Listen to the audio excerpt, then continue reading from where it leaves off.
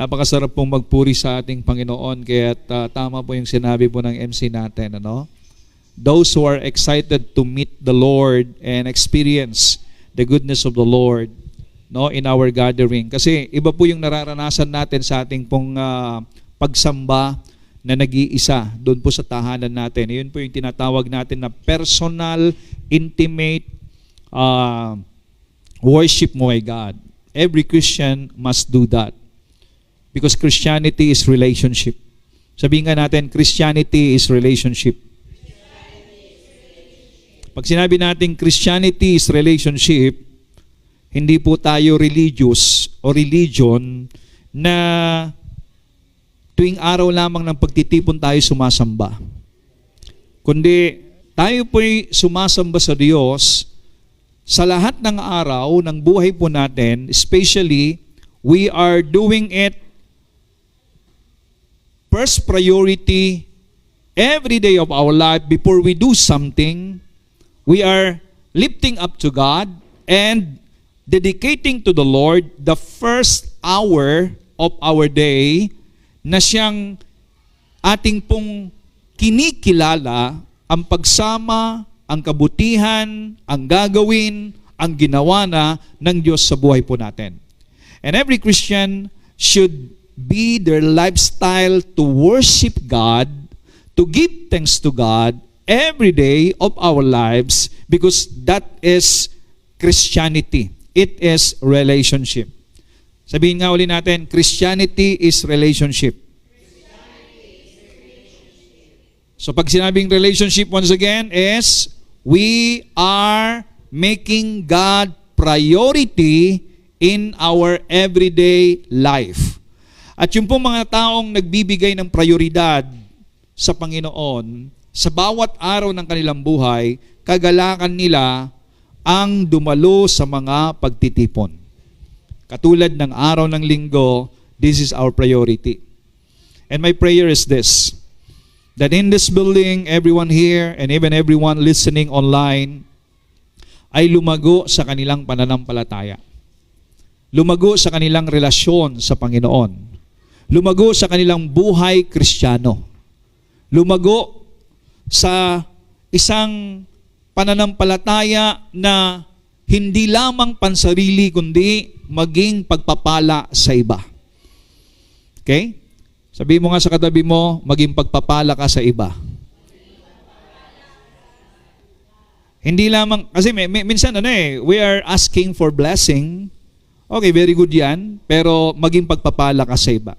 Kaya ang topic po natin this morning is, we entitled it, Grow Your Christian Life. Again, sabihin natin, grow your Christian life. We need to commit ourselves to grow in our Christian life. At ito po'y gagawin at ginagawa individual bawat mananampalataya.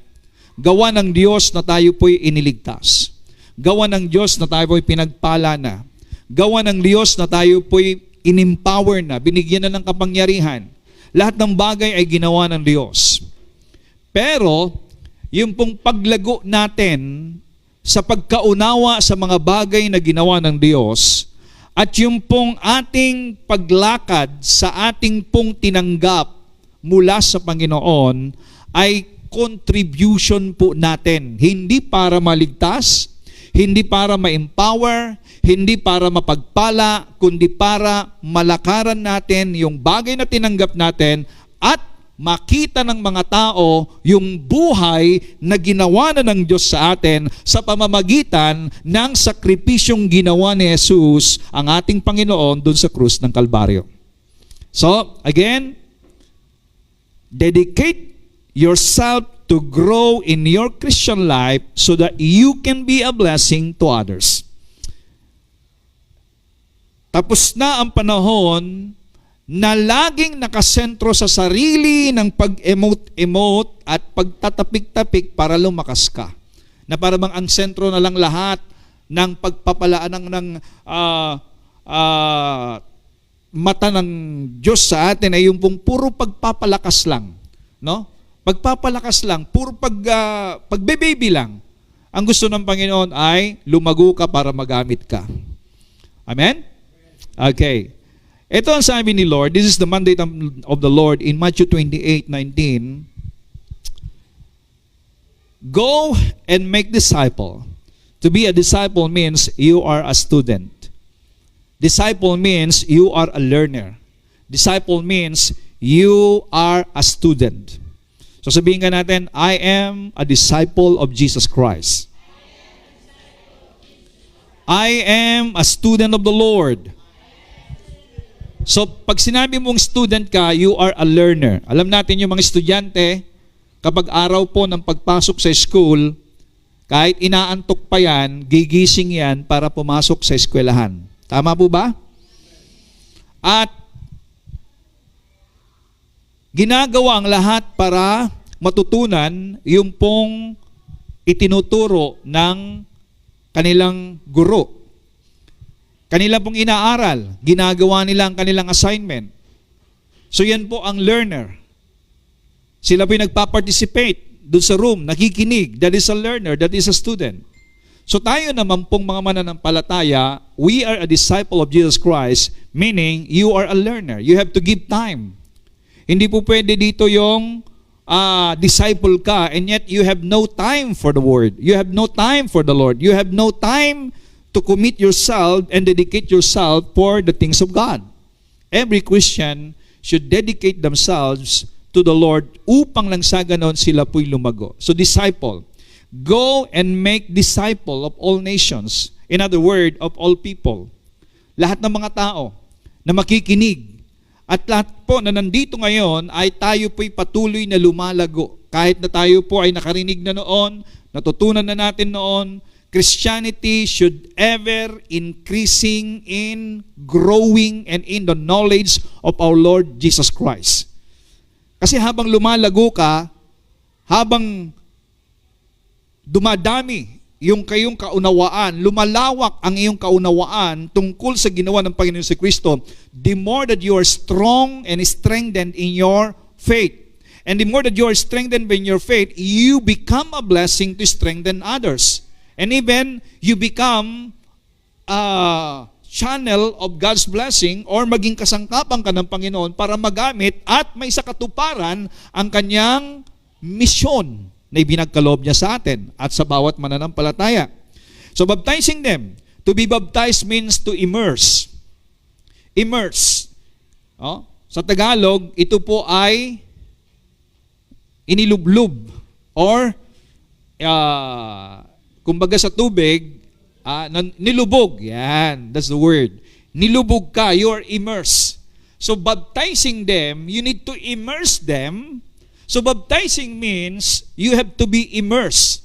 Immersed in what? In knowing the Father. You must be immersed in knowing the Son. You must be immersed in knowing the Holy Spirit. So, ang mga mananampalataya ay kinakailangan sila po ay maibabad sa pagkakilala sa Ama. Maibabad sila sa pagkakilala sa Anak. Maibabad ka sa pagkakilala sa banal na Espiritu. And when you are immersed in this, glory to God, the name of the Father, the name speaks to the personality. The name speaks to the identity. So we need to know and understand the identity of the Father. Who is the Father? Who is your God? Who is Jesus Christ? And who is the Holy Spirit?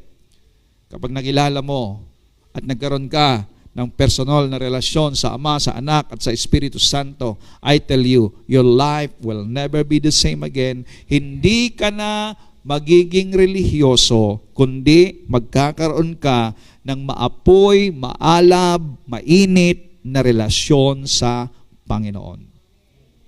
And you know what? Doon pa lang magsisimula that your life become a blessing to others. So again, sabihin natin, God wants you to be a blessing. And in verse 20, and teaching them to obey. Ayan. So, dalawa po yung pupukusan natin. Make disciple and teaching them to obey. Are you ready to obey? So meron pong ministry na hear and obey. Yung iba naman, hearing lang, walang obedience. So dito, turuan nyo silang sumunod. Actually, yung sumunod dito, yung obedience dito is, you need to understand first before you obey. Because you cannot obey something that you do not understand. Wala pong gumagawa sa isang bagay na hindi niya naunawaan. Kaya kinakailangan po dito ng pagkaunawa. At yung bagay na naunawaan ng isang mananampalataya, kinakailangan tuloy-tuloy na naririnig.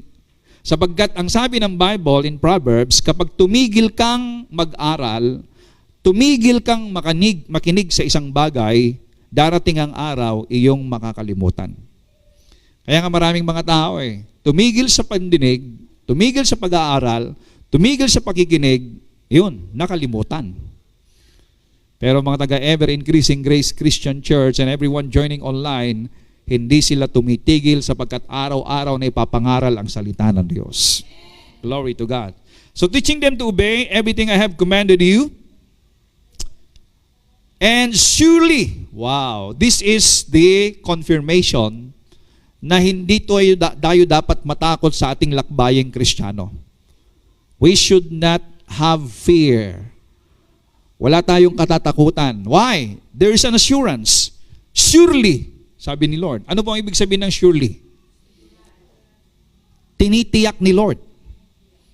Sa panahon ng bagyo, sa panahon ng krisis, sa panahon ng digmaan, sa panahon ng kagulumihanan, sa panahon ng na nakakatakot, sa panahon na hindi malaman kung ano ang nangyayari sa mundo, sa panahon ng malalakas na alon, sa panahon ng tagtuyot, sa panahon ng walang ani, sa panahon ng kasaganahan, anumang panahon, sa lahat ng panahon, ang sabi ni Lord, surely I am with you always. At yung salitang always, kahit natutulog ka, kasama mo ang Diyos. Dumaan ka man sa apoy, kasama mo ang Diyos. Dumaan ka man sa tubig, kasama mo ang Diyos. Dumaan ka man sa unos, kasama mo ang Diyos. Kaya ito pong salita ng Panginoon, it is a word of assurance that He is with you all the time and all the days of your life. Kahit iwanan ka, hindi ka iiwanan ng Diyos.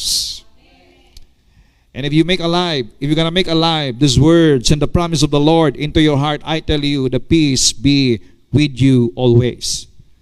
Alam nyo, ang kailangan lang naman talaga ng tao sa ating pong buhay at paglakad po, no, ay yung pong katiyakan sa puso natin. If you have peace and confidence with the Word of God, I tell you, you have nothing to fear. Fear is a spirit. That when the spirit of fear comes into the heart of a person, doon magsisimula na magiging, yung buhay niya ay gegewang-gewang. Nagkakaroon ng turbulence ang buhay ng isang tao, ng isang mananampalataya, pag pinasukan po siya ng fear. Pero kapag wala kang takot, kahit anong suungin mong panganib, kahit pa ikaw ay harangan ng tabak, katulad ng mga alagad, kahit anong kulong at kulungan ang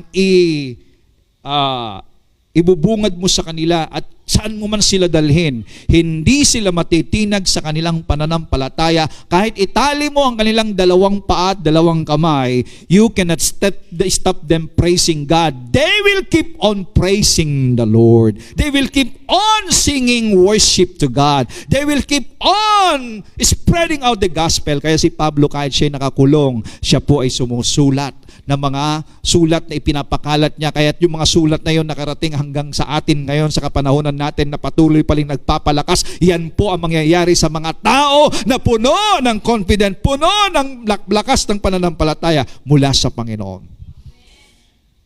Hindi nila kinakatakutan ng kamatayan. I will be with you always to the very end of the age. Hindi pa naman nagtatapos ang panahon Amen?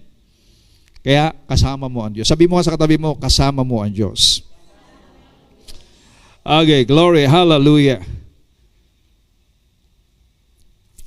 In Matthew 28:19 sa Tagalog, humayo kayo sa lahat ng mga lahi at gawin ninyong silang mga alagad ko.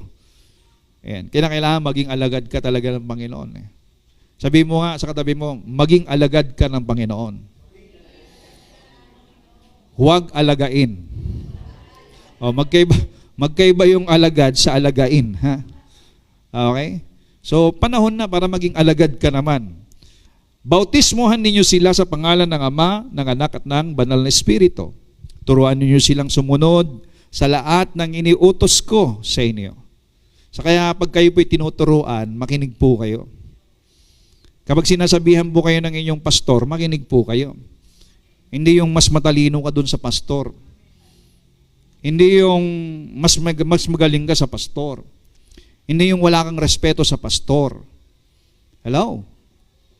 Turuan ninyo sila, sabi ni Lord Tapos pag tinuturuan lalong-lalo na kapag nagkapera na, nagkatrabaho na, nagkanegosyo na,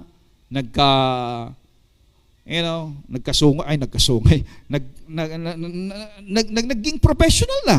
Di ba? Maraming umunlad na. Maraming ganyan Maski sa mga anak, nang nag-aaral pa lang, talagang ginagawang lahat ng mga magulang ang sakripisyo sa para pagpapaaral. Pagkatapos nung nakatapos na nakapag-asawa, nakakita lang ng nagpakilig ng kanyang puso kumindap-andap lang yung mata niya, nakalimutan na niya magulang niya. Hello? Hindi mo obligasyon na suportan magulang mo, pero dapat wag mo namang kalimutan nung panahon na ikaw ay tinutulungan, ikaw ay pinag-aaral, nagsasakripisyo. Same thing in the spirit, same thing in the spiritual family. Amen? Patuloy natin kilalanin yung mga tao na nagturo po sa atin. Patuloy natin na ibigay ang respeto, patuloy natin na ibigay ang pasasalamat at patuloy natin silang ipanalangin. Amen?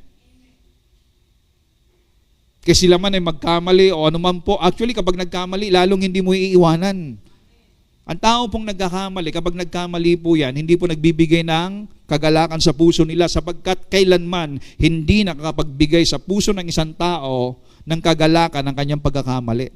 Pero ang kagalakan ng isang tao ay yung pong sinasamahan ka, hindi para damayan sa maling ginagawa, kundi para iangat ka, tulungan ka. At yan ang gawa ng banal na Espiritu. Hindi kanya iiwanan upang nasa ganon, tulungan ka, itayo ka, itindig ka. That's the work of the Holy Spirit, the comforter. Kaya ang banal na Espiritu kapag nagkamali ka, hindi kanya tatadyakan, hindi kanya chichismis, hindi kanya imamarites. Ang imamarites sa'yo ng Holy Spirit kapag ikaw ay nagkamali, sabi niya, bangon, anak ka ng Diyos. Ikaw ay ginawang matuwid, ikaw ay banal, ikaw ay mahal ng Diyos. Amen? At yung buong tao kapag nakarinig ng ganon, praise God, instead na makondemn siya ngayon, tumatayo, glory to God, at siya ngayon ay mapapalakas. It is the goodness that leads people to repentance. Okay? Turuan ninyo sila. Kaya kinakailangan magpaturo ka, makinig ka. Amen? Ano daw ang ituro? Na sumunod sa lahat ng inutos ko sa inyo. At tandaan ninyo, ito po ang Tagalog, ako'y palagi ninyong kasama hanggang sa katapusan ng mundo. Praise the Lord. That is our confirmation. So, paano tayo lumago sa ating buhay Kristiyano? I will give you four basic. Na kapag ito pong lalakaran natin itong basic na ito, I tell you, you're gonna grow.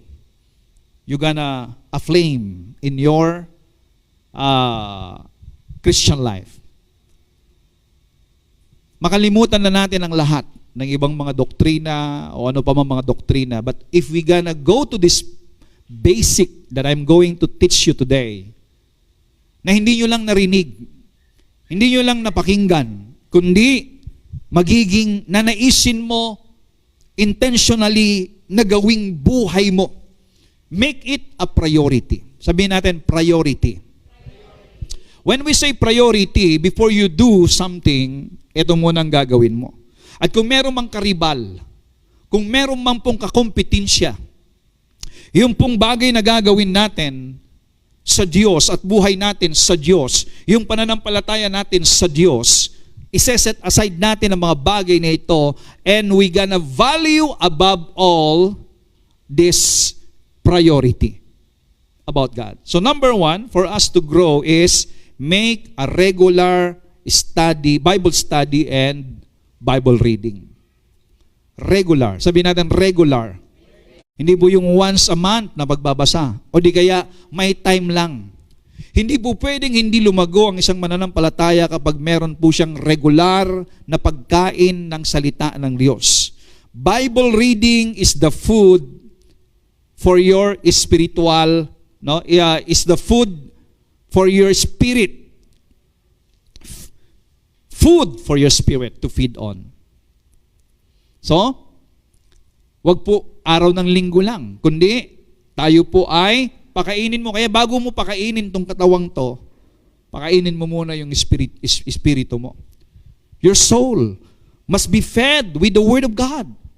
We know the verse in Matthew chapter 4 verse 4 that says, "Man shall not live by bread alone, but by every word coming out of the mouth of God."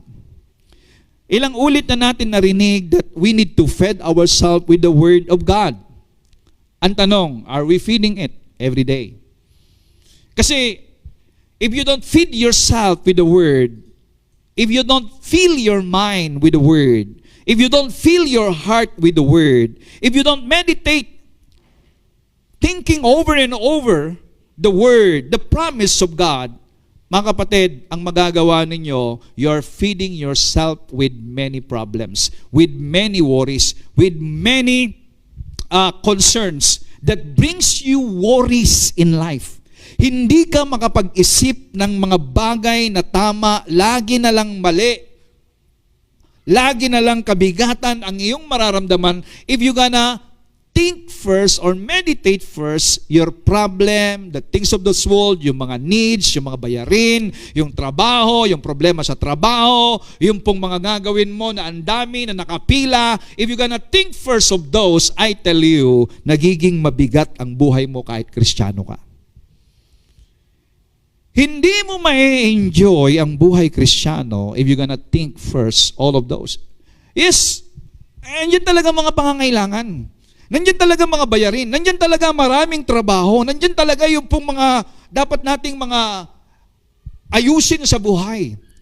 Pero ang isang Kristiyano na nagtitiwala sa Diyos, i-set aside mo muna yan every time you wake up in the morning, unahin ko muna ang Diyos. So if you want to grow in your Christian life, if you want to experience the beauty of being a Christian, you need to intentionally commit yourself, make a regular Bible reading and connection to God. You must hear the voice of the Lord first and foremost every day of your life. Make a way. Supilin mo ang iyong sarili na minsan itong gusto ng katawan na to, mga kapatid, ay mga bagay na pangmundo. Kaya ang kinakailangan, train your body to be submitted and obey and to be in control by the Holy Spirit. You have to train this body. Sabihin mo, kausapin nyo nga yung katawan nyo, katawan ko, sumunod ka sa gusto ng Espiritu. Kaya minsan, make a way to, discipline yourself. Hindi lahat ng gusto ng katawan mo, sundin mo. Submit it to the Lord. Make a Bible reading. 1 Peter 2:2, gaya ng sanggol na bagong panganak, manabik kayo sa dalisay na gatas na espiritual, upang lumago kayo hanggang makamtan nyo ang ganap na kaligtasan. Hindi ibig sabihin na hindi pa tayo ligtas, kundi yung fullness. Ang ibig sabihin ng kaganapan ng kaligtasan is you are enjoying the joy of your salvation. Ang tanong ganito, are you enjoying the joy of your salvation? Many Christians are not enjoying it. You know why? Kasi if you're enjoying the joy of your salvation, you are active and you are joyful in every spiritual activity. And you can make it God your priority. And this is my prayer and our prayer sa lahat ng mga kapatid natin. Panahon na para ipakita natin at supilin natin ang sarili na feed yourself with the Word of God so that you can enjoy the joy of your salvation.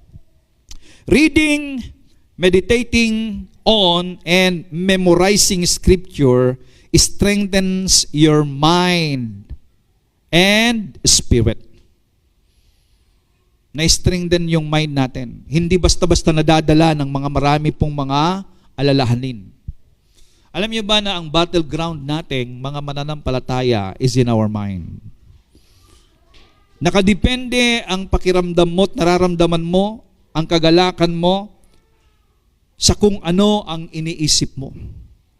And I want to tell you that what you are meditating in your mind will affect your body. What you are thinking over and over in your mind will affect your body. Kaya nga, ang mga bagay na iniisip-isip na mga problema at suliranin ay nagbibigay ng kalungkutan, takot sa ating katawan. It will deteriorate and even kill and destroy the good cells in our bodies. Kaya minsan, yung taong maalalahanin, problematic na tao, maraming namamatay na mga cells sa kanyang katawan, nagmumukha siyang matanda. Mas matanda siya kesa sa edad niya. Bakit? There are cells died in her body. Kaya tingnan niyo yung mga yung mga nagkakasakit. Like for example, yung mga nagkakakanser. Ibig sabihin po, pag may cancer, kumakain po yun ng good cells sa katawan.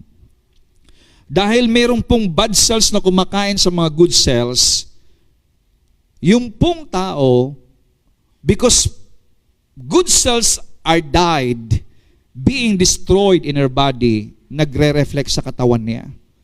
Tumatanda, pumapayat. Kaya yan po ang epekto niya. So, lalong-lalo na kapag meron na po siyang sakit na nararamdaman, tapos yung kanyang isipan pa ay puro problema ang iniisip, yung pong hopeless na, kaya nga po napakahirap po yung hopeless ka na eh. Wala ka nang maisip na tama, wala ka nang pag-asa sa kinabukasan, mas madali pong mamatay. Lumalakas po yung mga bad cells sa katawan po natin. Pero kahit na meron kang sakit na nararamdaman, kahit sabi ng doktor merong cancer cells sa iyong katawan, if you are meditating and you have a strong meditation on the Word of God, ang sabi po ng Proverbs chapter 4, ang salita ng Diyos ay kagalingan. Ang salita ng Diyos ay buhay at kagalingan sa ating katawan. So ibig sabihin, kapag ang salita ng Diyos ay ating minemeditate, isip, at ipinagpapasalamat sa Diyos, I tell you that Word of God will come to penetrate into your mind and it will goes down to your body. Yung pong mga cells natin ay lalakas at sila po ay magmumultiply. The cells, the good cells in your body will multiply through the Word of God that brings life. God's Word is life. Kaya kapag mayroon kang sakit ngayon, dahil lumalakas yung cells mo, nagmumultiply yung good cells mo, because of hearing the Word of God, pinapatay niya ngayon yung mga bad cells sa katawan mo, hanggang sa matunaw lahat ng mga bukol sa iyong katawan, hanggang sa ikaw ay gumaling. All sickness and diseases be wiped out and destroyed through the living, active, powerful, live Word of God. That's the Word of God. You need to believe me. We need to believe the Word of God. Hindi po pwede na yung pong sakit ang magtatagumpay. No. The Word of God will come alive. Hallelujah. So, Sabi ng Joshua 1:8, huwag mong kalimutang basahin ang aklat ng kautusan, speaking to the scripture. Pagbulay-bulayan, ayun yung word ng pagbulay-bulayan. No? Yung iba pinagkulay-kulayan, pero ang sabi rito, pinagbubulay-bulayan. Meaning, bulay-bulay means think over and over. Again and again. Consistent, continuous. Yan po yun. Na iniisip-isip. Araw at gabi. Oh. Pwede bang araw lang?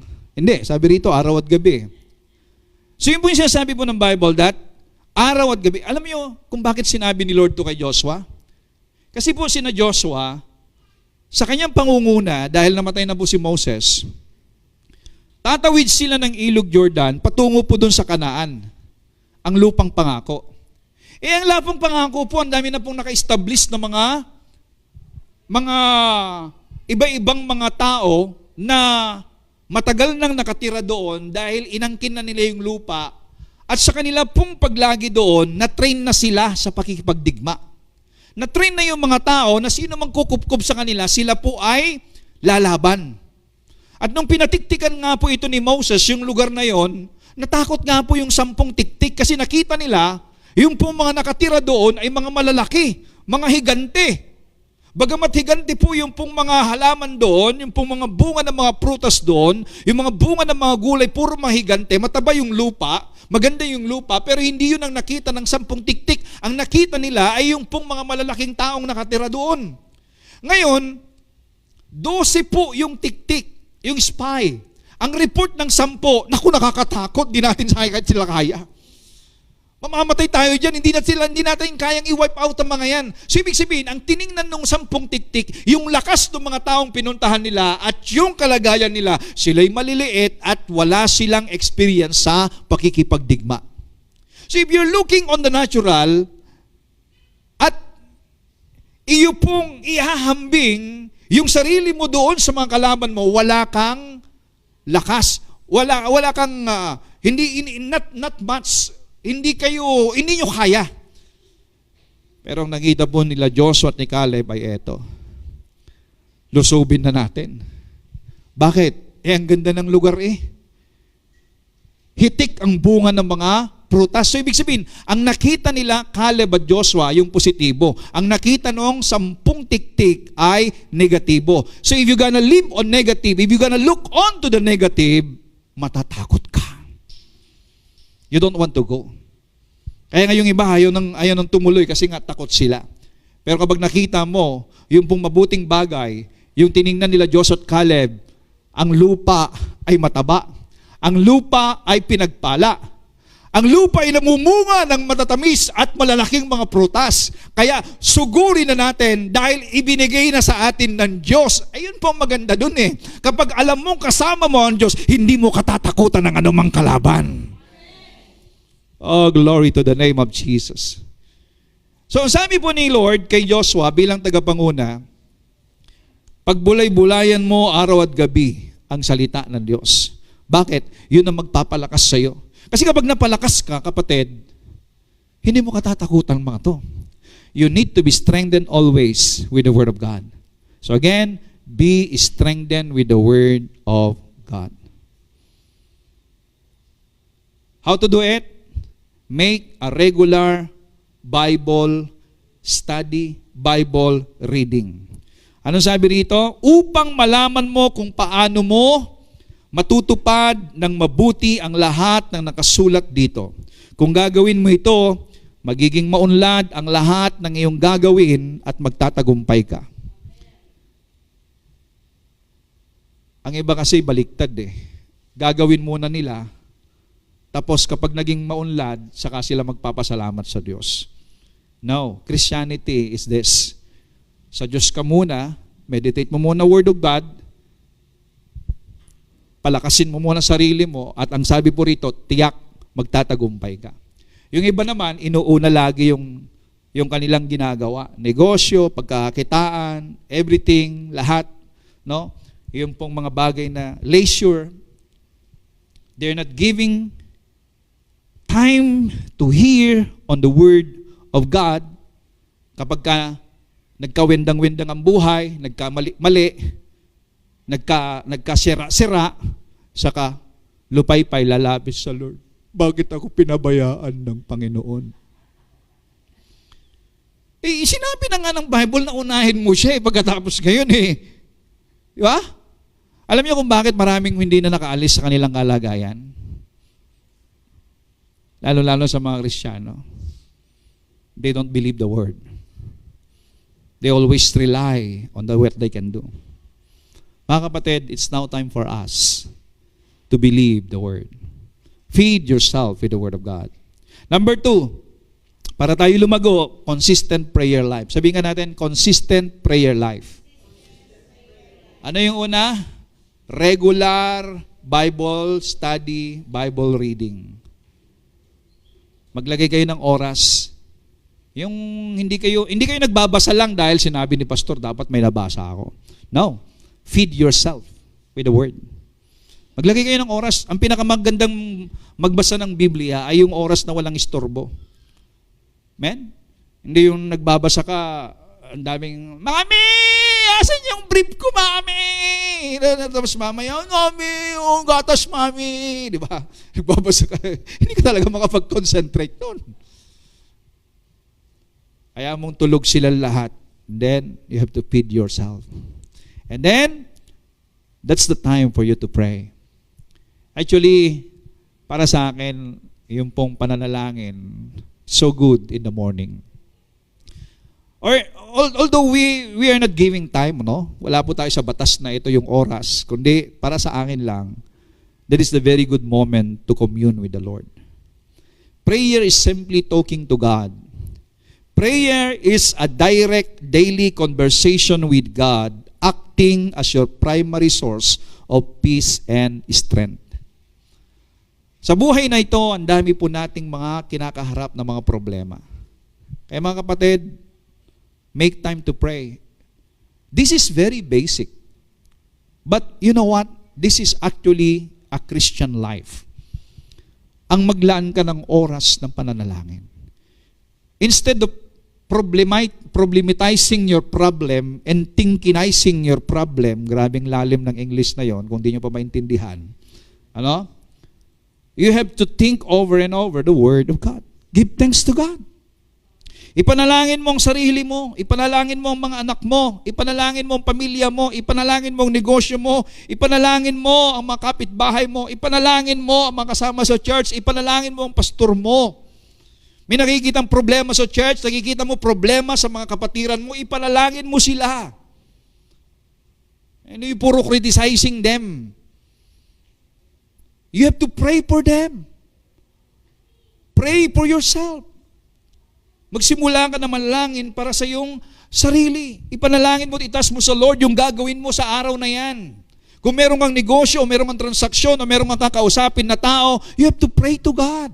Bago ka gumawa ng isang bagay. Alam niyo ba, when you are praying, you are independent to God. Na sinasabi mo every time you pray, Lord, hindi ko magagawa ito kung hindi mo ako sasamahan. Lord, hindi ko magagawa ito kung hindi mo ako bibigyan ng karunungan. At kung hindi mo ako sasamahan dito, Lord, wag na lang. So, ibig sabihin, kung hindi ka rin lang nanalangin at pumunta ka sa lakas mo, wag na lang, wag ka nang pumunta. Sabi mo, Lord, salamat, samahan mo po ako sa transaction ko na to. So in everything you do, make a lifestyle, make your life, mga kapatid, to speak to God. Ibigay mo sa Diyos ang lahat. Hindi yung mangunguna ka at gawin mo yung gusto mo lang without God. No. This is how you can grow your Christian life, your relationship with the Lord. Hindi ko ibig sabihin na kapag hindi ka nag-pray ngayon, hindi ka na mahal ng Panginoon, God loves you. Kaya lang, yung pong perspektibo mo sa Diyos, hindi maglalago. Hanggat hindi lumalago yung perspektibo, yung pangunawa ng isang tao sa Diyos, hindi po siya mag-aaktibo sa gawain. Off and on lagi yan. May problema lang ng konti, hindi mo na makita sa church. Meron lang nag-anyaya sa kanya, inuuna na lahat. Mga kapatid, ang tao po na dependent kay God at si Lord ang priority niya at siya ay nakatanggap ng pag-ibig ng Diyos, inuuna niya lagi ang Panginoon. Kung may bisita sa bahay, hindi natin maririnig po sa mga tao po na grabing pag-ibig ng Diyos sa kanila, natanggap nila. Hindi mo maririnig sa kanila na, pastor, hindi makakapunta kasi may bisita ako eh. Kung may bisita ka, dali mo sa church. Hindi po pwedeng yung bisibisita ang mag-stop sa'yo para hindi ka makapagpuri. Actually, pagkakataon mo na yan para nang dali mo sa church upang nang sa ganon, makarinig sila ng salita ng Panginoon. Sapagkat ang hangarin ng mga tao na nakatanggap ng pag-ibig ng Diyos, lahat ng kanilang kamag-anakan, mahal sa buhay, kaibigan, kakilala, na makakonekta sa buhay nila, aakayan nila, dadalhin nila sa Panginoon yan. That should be the life of every Christian. Ikaw ang aapekto sa kanilang buhay. It must be the God in you that will affect their life. Hindi sila ang maghahatak sa iyo palayo sa Diyos, kundi kapag sila ay dumikit sa atin, dalhin mo sa Diyos yan. Pagkakataon na yan, ang lalo na kapag umuutang ka, o sige, kahit wala kang may pautang, doon muna tayo sa church. At pagkatapos mag-church, saka sabihin mo, ang maibibigay ko ay panalangin. Amen? May tumawag sa akin eh. Taga Mindanao daw. Hindi ko naman nakikitang nanonood. Kumukuha lahat ng mga number doon sa Facebook. Umuutang sa akin. Sabi ko sa kanya, kapatid, gusto ko pautangan kita, pero bago kita pautangan, alam mo, hindi ako talaga nagpapautang, namimigay ako. Pero bago kita bigyan, ipag-pray muna kita. At yan ang pinakamalaking maibibigay ko sa iyo. Nung sinabi ko ipag-pray, ipinatay. Ibig sabihin, doon pa lang sigurado, hindi na magbabayad yun. Amen? Kaya huwag kayong palilin lang. Sabi mo ka sa katabi mo, huwag kang palilin lang. So, don't be deceived by the devil. Pag merong dumikit sa inyo, mga kapatid, nakadikit sa inyo, maski yan, halimbawa, mayroon kayong mga negosyo, tauhan nyo yan, kaibigan nyo yan, nakikinig sa inyo yan, dali nyo muna sa church yan. At kung meron kang problema, sabi nga po dito sa Philippians chapter 4 verse 6, huwag kayong mag-alala sa anumang bagay. Sabi mo nga sa katabi mo, huwag kang mag-alala sa anumang bagay. Sa halip, ilapit ninyo sa Diyos ang lahat ng inyong pangangailangan sa pamamagitan ng panalangin may pasasalamat.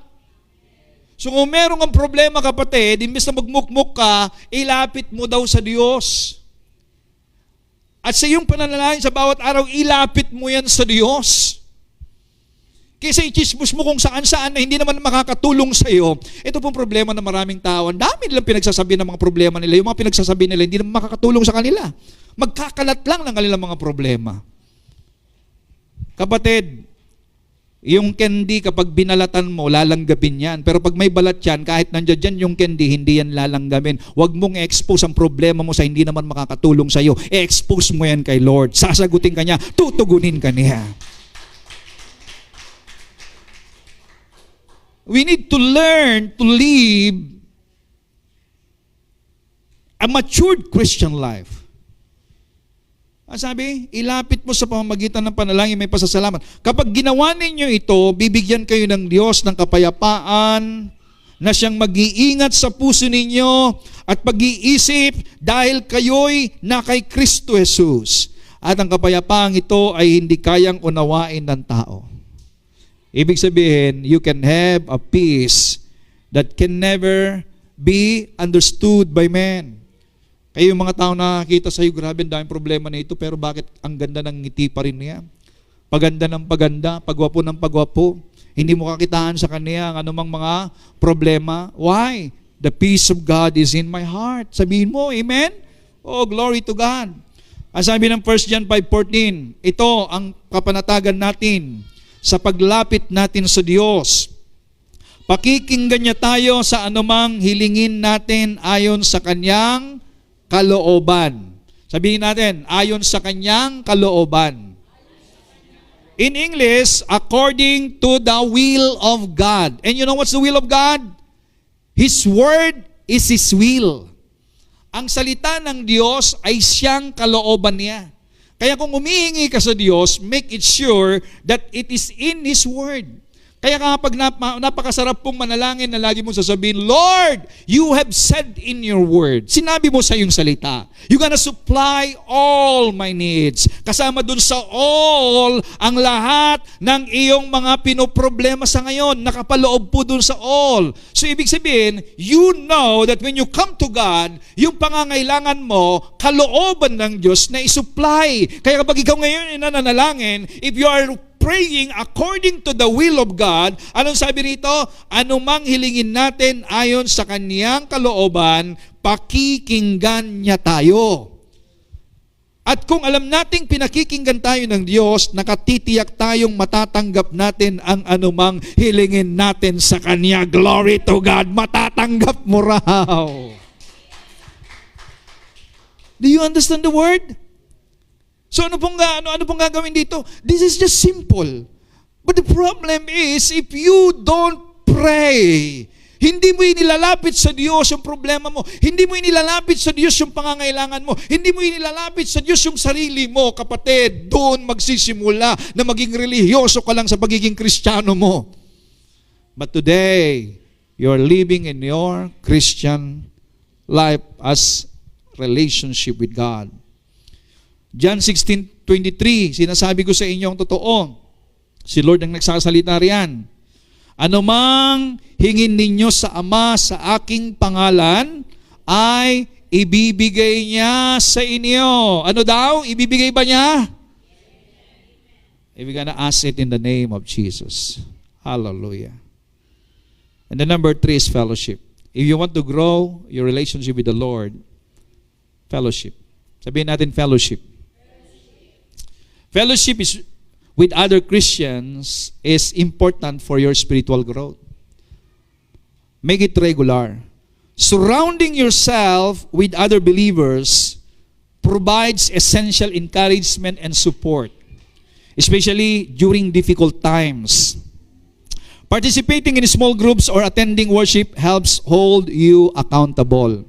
Alam niyo ba na kapag kayo po ay dumadalo sa mga fellowship, bukod sa ikaw ay lumalakas na papalakas, ikaw din ay nagbibigay ng kalakasan sa iba.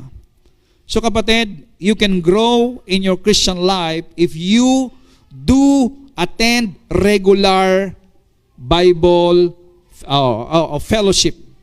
Kailangan meron po tayong fellowship regularly. Hallelujah. Ang sabi ng Hebrew 10:24, sikapin nating mahikayat ang isa't isa sa pagmamahalan at sa paggawa ng kabutihan. Ano daw? Pagmamahalan. Okay? At paggawa ng kabutihan. Alam niyo ba na we can only show real love in the church. And in the church can only be demonstrated the love, the real love that comes from God when we receive the love of God. Hindi natin ito maipapadama hanggat hindi mo natatanggap at hindi mo nararanasan ang pag-ibig ng Diyos. Dito po, ang pag-ibig ng Diyos ay umuunawa sa pagkukulang pagkakamali. That's the love of God. Now, huwag nating kaliligtaan o kapababayaan ang mga pagtitipon natin gaya ng nakaugalian na ng ilan. Tingnan nyo? Sabihin mo sa katabi mo, hindi ako kasama sa ilan na nakaugalian na nila ang kaligtaan. Sa halip, palakasin natin ang loob ng bawat isa, lalo na ngayong nalalapit na ang huling araw. Ang huling araw po, sabi po dito sa Bible, ang huling araw nung isinulat ito. Sa tingin ninyo, nung mas malapit, nung panahon nila na naisulat ito o yung panahon natin ngayon?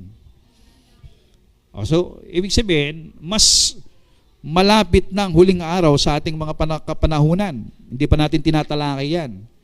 Actually, we're gonna tackle that one day that ito pong panahon natin ay nasa panahon na anumang oras sa isang kisap mata, darating ang Panginoon. Kapag ito po ay maunawaan natin, oh, I tell you, it's so good to serve God. We are not wasting our time. Every day is a day that the Lord might come. Anytime, any moment.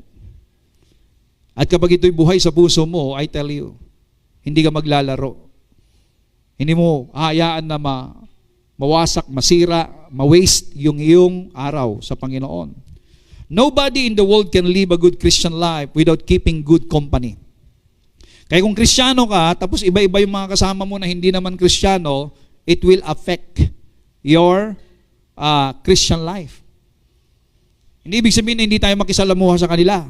Pero kung sila lagi ang kasama mo, they might affect your life. Baka ikaw ang nabubuhay na katulad nila.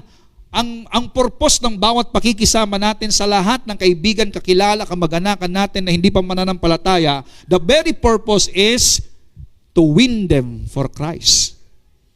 Kaya kailangan kapag meron kang pagkakataon, kapatid, ibahagi mo kaagad ang Panginoong Yesus. And I tell you, kung lahat tayo mabubuhay sa ganyan, dito, praise God, hindi magkakasya ang lugar na ito. Bad company ruined Samson and Solomon. Tingnan nyo, yung nakakasama ni Samson, tsaka ni Solomon. It caused Peter to swear and to deny his Lord also. Kasi si Pedro, nakisalamuhan na siya sa mga mga hindi mananampalataya. So, maging katulad tayo ni Psalmist David. Ang sabi ni David, I was glad when they said unto me, let us go into the house of the Lord. So meaning, maging kagalangan mo sa bawat pagtitipon ng pumunta. Make your life joyful going to the church. Ako ay nagagalak nang sabihin nila sa akin, pumunta tayo sa templo o sa bahay ng Panginoon. Pag sinasabihin ba, tara, punta tayo sa church, nagagalak ba kayo? Daming trabaho, ikaw na lang. Tsaka ang daming tapusin, tsaka daming problema eh. Akala mo yung paglagi niya sa church, pag maraming problema, makakalutas. Diba? Kapatid, kung marami kang problema, punta ka sa bahay ng Panginoon para makalimutan mo kahit saglit man lang yung problema mo. Saka mo na lang isipin pag nandun ka na ulit. Pero pagbalik mo sa bahay ninyo, hanapin mo yung problema, di mo na makita, sinolve na ni Lord. And the number 4 is this, the last one, soul winning. Kapatid, yung pagbabahagi natin ng ating pananampalataya. Soul winning is the Christian activity closest to Jesus' heart. And as His followers, you must be more concerned about winning souls than about anything else you do. Wow. Actually, gusto ko po talakayin to kasi naubos na yung oras natin, no? Pray daily for the lost witness and testify to the Lord's saving grace in your own life at every opportunity and give to soul-winning ministries. My prayer, maging sa mga nanonood sa atin, is that magkaroon tayo ng puso, tumibok yung puso natin, na tayo ay magkaroon ng pusong tumitibok na akayin ang tao sa Panginoon. Let us win soul to the Lord. And then number 5, grace giving. God loves a cheerful giver. Sabihin nga natin, God loves a cheerful giver. Now, friend, 5 bagay sa ating paglago. Una, regular Bible reading. Do that. Pangalawa, personal prayer to the Lord. Pangatlo, ano yung pangatlo? Fellowship. Yung pong pagdalo sa gawain. Pang-apat, soul winning. Habang ikaw ay mayroong nadadala sa Panginoon, lumalakas ka. Mga kapatid, you are growing in your faith and you have joy in your heart when you are winning soul to the Lord. Subukan ninyong makaakay kahit isa lang. Iba yung kagalakan ninyo. Sabihin ko sa inyo, you're gonna experience the joy of those angels rejoicing in heaven. Di ba ang sabi ng Biblia, Sa isang kaluluwa na madala sa Panginoon, nagagalak ang mga anghel sa kalangitan. There is rejoicing in heaven. Alam nyo, pag meron kang nadala sa Panginoon, kahit sino yan sa kapitbahay kamag-anakan mo, kapatid, at nakita mo nag-aktibo, the joy of those angels, you will experience it in your heart. And even the joy of the Father, kasi nga, walang ibang mahalaga sa Ama, kundi yung kaligtasan ng mga tao, mararanasan mo. At dito ngayon lumalakas ka. Kaya, ang pag-akay ng kaluluwa sa gawain ng Panginoon sa kaharian ng Diyos ay nakakalakas. Sabihin nga natin, nakakalakas. Ayan. Kung nangihina ka, magdala ka ng kaluluwa. At ang pagbibigay, kasama yan sa buhay Kristiyano natin. If you want to grow, then give cheerfully to the Lord. In every income, in every increase, tayo po ay maglalaan ng isang bahagi ng ating pong kinikita bilang pasasalamat natin sa Diyos. Mga kapatid, ito po yung pinaka malalim at pinaka sagad sa puso na pagsamba sa Panginoon. This is the very expression of your gratitude to God for His goodness in your life when you give and make it regularly. Kahit na maliit yung pumasok sa iyo, make it sure that you have something to give thanks to God. At minsan kahit na kung kinausap ka ng Panginoon sa isang bagay na pwede mong maibigay, then alam mo, there's joy in obedient to the Word. At ito po ang gusto kong matiyak ninyo. Sa pagsunod sa Diyos, hindi ka mawawalan. Sabihin nga ninyo, sa pagsunod sa Diyos, hindi ka mawawalan. Amen. So in conclusion, 1 Corinthians 15:58, mga minamahal na kapatid, magpakatatag kayo at huwag manghina sa inyong pananampalataya. Maging masigasig kayo sa paggawa para sa gawaing ipinagkatiwala sa inyo ng Panginoon, sapagkat alam ninyong hindi masasayang ang paghihirap para sa inyo. Sabihin sa katabi mo, magpakatatag ka. Magpakalago ka sa iyong pananampalataya. Palakpakan natin ang ating Diyos. Shall we all stand up? And let's worship the Lord. Come on, sambahin natin ang Panginoon. Salamat, O Diyos, sa iyong kabutihan.